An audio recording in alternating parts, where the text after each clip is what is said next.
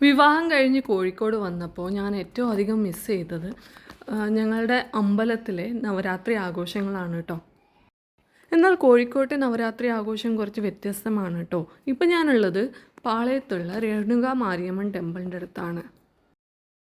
അമ്പലത്തിലേക്കുള്ള വഴിയൊക്കെ ലൈറ്റിങ്സ് കൊണ്ട് അലങ്കരിച്ച് വെച്ചിരിക്കുകയാണ് കേട്ടോ. ഇപ്രാവശ്യം ഇങ്ങനെയാണ് ഡെക്കറേറ്റ് ചെയ്തിരിക്കുന്നത്.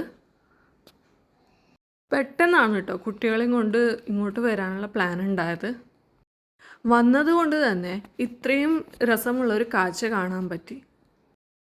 നവരാത്രി സമയമായതുകൊണ്ട് തന്നെ പതിവിനേക്കാളും തിരക്ക് ഈ റോഡിലും അമ്പലത്തിലും ഒക്കെ ഉണ്ടായിരുന്നു കേട്ടോ.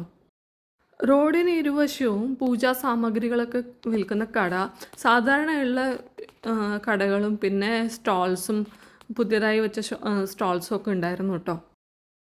ഈ റോഡിലാണെങ്കിൽ കുറേ അമ്പലങ്ങളുണ്ട്. കുട്ടികൾക്കൊക്കെ നല്ല ഇഷ്ടമായി കേട്ടോ ഈ ഒരു ലൈറ്റിങ്സൊക്കെ.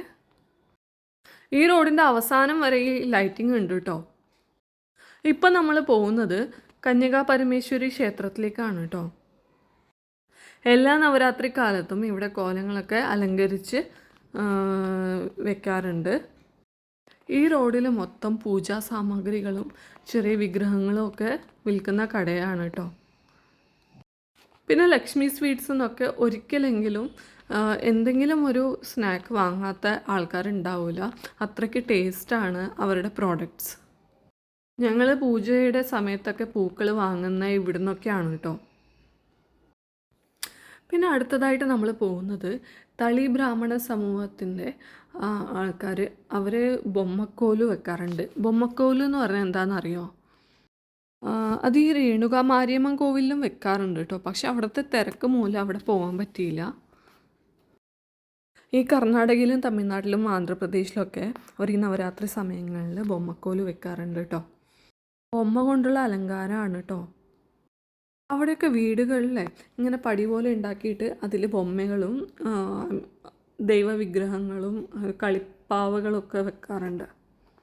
നമ്മളെ കൊണ്ട് പറ്റുന്ന അങ്ങനെയാണ് കേട്ടോ വെക്കാം. 3 പടി 5 പടി 7 പടി അങ്ങനെ 11 പടി വരെ വെക്കാൻ പറ്റും. കുട്ടികളെയും അടുത്ത തലമുറയും ധർമ്മവും ഭക്തിയും പഠിപ്പിക്കുക, അവർക്ക് നല്ലൊരു സംസ്കാരം നൽകുക എന്നൊക്കെയാണ് ഇതിനെക്കൊണ്ട് ഉദ്ദേശിക്കുന്നത് കേട്ടോ. അതുകൊണ്ട് തന്നെ ഭൂമിയിലെ എല്ലാ ജീവജാലങ്ങൾക്കും ഇതിലൊരു സ്ഥാനമുണ്ട്. ഇവിടുന്ന് ഞങ്ങൾക്ക് പ്രസാദമൊക്കെ കിട്ടി കേട്ടോ. ഇത് കഴിഞ്ഞ കൊല്ലത്തെ ഫോട്ടോയാണ്. നവരാത്രി സമയത്ത് കോഴിക്കോട് വരുവാണെങ്കിൽ ഒരിക്കലെങ്കിലും ഇതൊക്കെ കാണണം കേട്ടോ. ഇനി നമുക്ക് അടുത്ത വീഡിയോയിൽ കാണാം കേട്ടോ.